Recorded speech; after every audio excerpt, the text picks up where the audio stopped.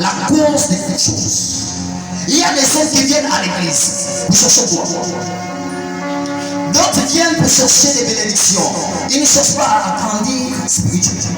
Ils ne cherchent pas à grandir dans les choses de Dieu. Ils ne cherchent pas à connaître la parole de Dieu. Ils ne cherchent pas les choses de Dieu. Ils cherchent leur bien matériel. Amen, amen. La Bible déclare dans les derniers jours, les hommes seront égoïstes, amis de l'argent, comparants, hautains, blasphémateurs. Nous sommes entourés des personnes, bien aimés, nous sommes à l'église. Parlons de la croissance. Nous remarquons qu'il y a beaucoup de personnes qui se retirent de l'église. Cela, il y a plusieurs raisons. Ça fait partie des raisons, c'est que je suis en train de citer, selon la parole de Dieu. L'égoïste. Celui-là qui vient à l'église, il est à l'église, qui ne sait pas reconnaître les bienfaits de Dieu. Lorsque tu ne reconnais pas déjà les bienfaits de Dieu, tu n'es pas venu en temps normal. Tu es venu juste pour ce que Dieu pouvait te donner. Alléluia.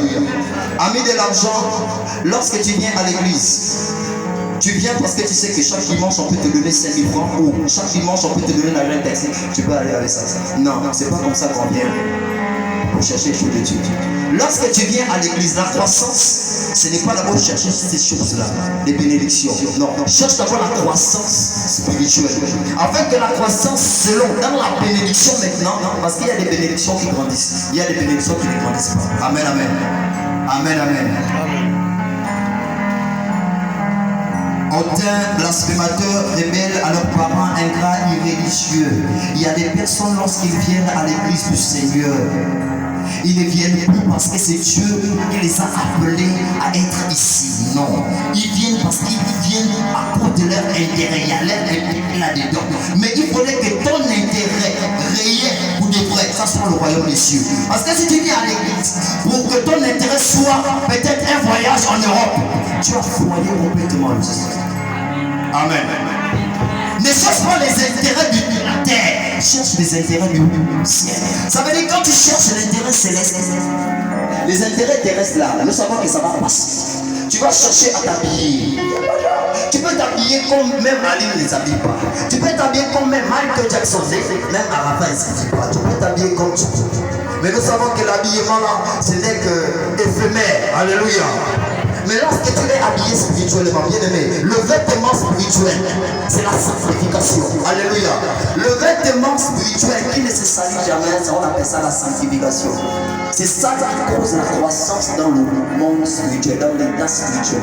Mais si tu cherches la croissance physique, dans ton habillement, dans tes entreprises, dans tout, et tu laisses Dieu.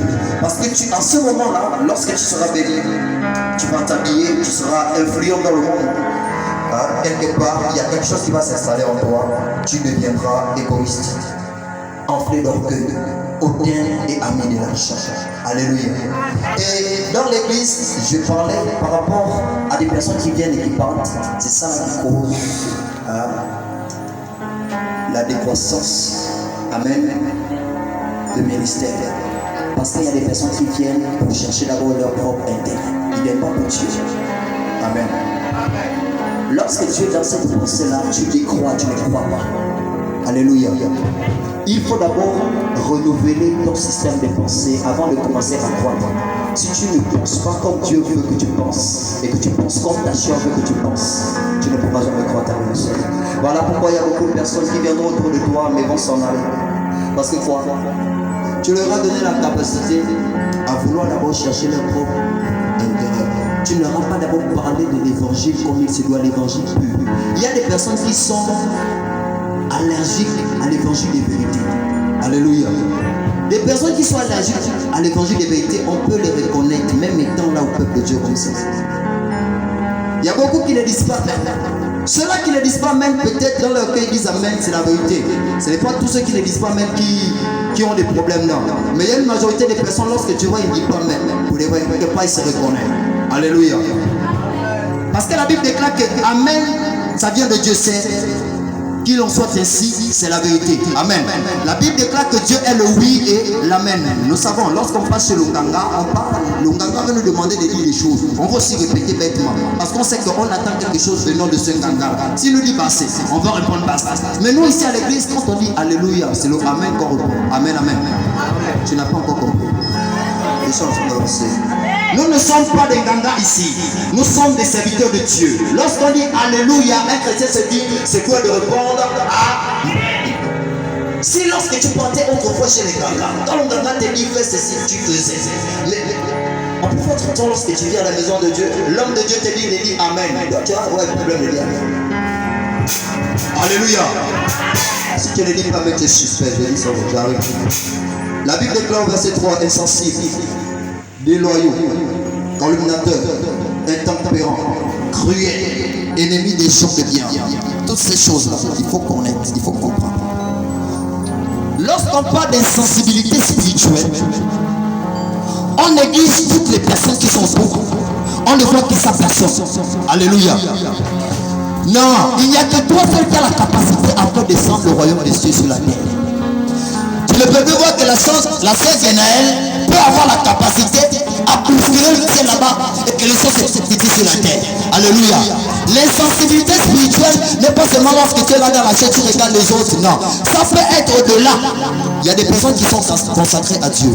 Mais autour de ces personnes consacrées, moi je suis consacré, le pasteur est consacré, maman est consacrée, la soeur Genaël est consacrée, le prophète est consacré. Mais parmi nous les consacrés là, il peut y avoir un truc, la jalousie. C'est qui cause l'insensibilité spirituelle où lorsque moi je vais prêcher, lui il sait qu'il est consacré, il n'est plus obligé d'entendre ça, il va juste banaliser la chose. Il devient insensible, alléluia, à ce que je suis en train de dire. Pourquoi? Parce que pour lui il est consacré, donc ça là il connaît ça déjà bien. Il n'a pas besoin d'entendre.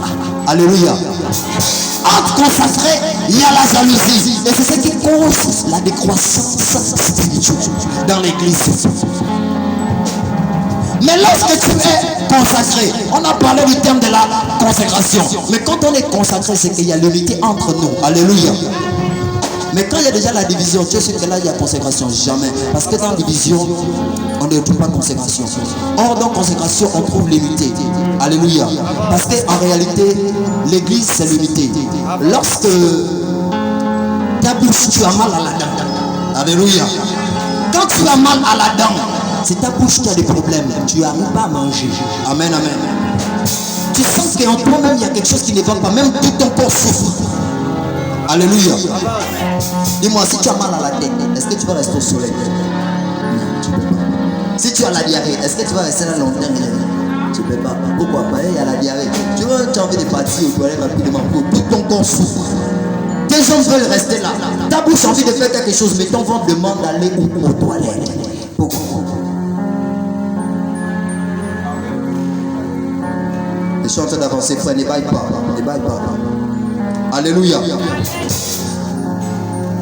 La Bible déclare qu'il y aura des loyaux dans l'église. Tu as dit qu'à la maison de prière, je rentre dans tel comité, dans tel département. Tu as décidé d'accepter le Seigneur ici à la maison de prière. Tu t'es fait baptiser. Tu as reçu le baptême du Saint-Esprit, le baptême, le parler en langue. Mais aujourd'hui, maintenant, tu veux quitter l'église. Également, frère, ma soeur, parte de l'église. Il y a quelque chose qui va se passer devant là-bas. Pourquoi? Parce que tu n'as pas été loyal. Loyal autant pour moi à ce que tu veux. Amen, amen. On a un prix à payer. Bien aimé, la Bible déclare n'abandonnez pas quoi? Vos assemblées. Abandon déjà, tu ne peux pas croire. Il y a abandon et abandon. Il y a des personnes qui abandonnent l'église, qui comme on t'a béni, tu es parti. C'est pas des églises. Tu as abandonné mon frère. Tu as abandonné. On ne parle pas des églises comme ça. Pour les vrais. Maintenant, si Dieu disait, Jésus disait que bon, moi je parle de telle église, on me prévu. Alléluia.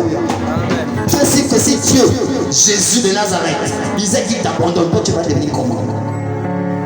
Amen, amen. La Bible déclare que nous sommes le temple du Saint-Esprit. Amen, amen. Amen. Je veux que tu comprennes. La Bible déclare que nous sommes le temple du Saint-Esprit. Nous sommes l'habitation de Dieu. Et tant le temple du Saint-Esprit, ça veut dire l'Esprit de Dieu habite en nous. Alléluia. Mais la Bible déclare que n'abandonnez pas vos assemblées. Moi je suis l'assemblée de Dieu, je suis le temple du Seigneur. Bon, maintenant si l'Esprit de Dieu m'abandonne moi je deviens quoi? C'est comme ça que tu ne comprends pas que si tu abandonnes l'église, il y a quelque chose qui va se passer. Amen, amen. L'abandon d'un ministère, c'est comme si Dieu, l'Esprit de Dieu s'était caché de toi. Alléluia. Là où Dieu te reconnaît, c'est là où tu dois demeurer. Tu vas partir là où Dieu ne te reconnaît pas, petit frère. Tu vas tout faire. Ça ne va pas aller. Est-ce que tu ne vas pas guérir les malades? Si, la Bible déclare Dieu ne se répand pas de ses dons. Est-ce que tu ne vas pas chanter? Les nations seront compressées parce que tu fais si. Mais la Bible déclare que Dieu ne se répand pas de ses dons. Mais le fait de manifester ces dons-là, guérir les malades, opérer les miracles, ne te rassure pas la bonne communication, la bonne communion avec le Saint-Esprit. Alléluia. Aussi longtemps que tu demeureras ignorant de ces choses, non, tu ne vas jamais croire. Chante d'aller. En plein d'orgueil, nous savons, lorsque le diable a été précipité sur la terre, il y a eu quelque chose qui s'est passé. Le diable a voulu prendre le trône de Dieu. Amen, amen. Lorsque j'étais en train d'adorer, l'Esprit de Dieu me montrait un trône ici établi. C'est pas le trône d'un homme. Lorsqu'on parle des gens, que tous les autres noms disparaissent. Il y a un homme qui a voulu prendre le trône de Dieu. Et si on te de parler, c'est par révélation. Si tu as l'entendement spirituel, tu vas comprendre ce que je vais dire. Lorsque Dieu établit son trône, la Bible déclare qu'il peut tout te donner, et sauf sa gloire. Dieu ne partage pas sa gloire. Alléluia. Regarde, toi tu as ta gloire à toi que Dieu t'a donné. Mais tu vas encore chercher au-delà de ce que Dieu t'a donné. Attention, c'est vrai que Dieu nous donne au-delà de ce qu'on peut penser ou imaginer. Mais la gloire qui appartient là, ça ce n'est pas dedans. C'est juste. Ce n'est pas dedans. La croissance dans l'église. Alléluia. Est-ce que tu peux acclamer le Seigneur?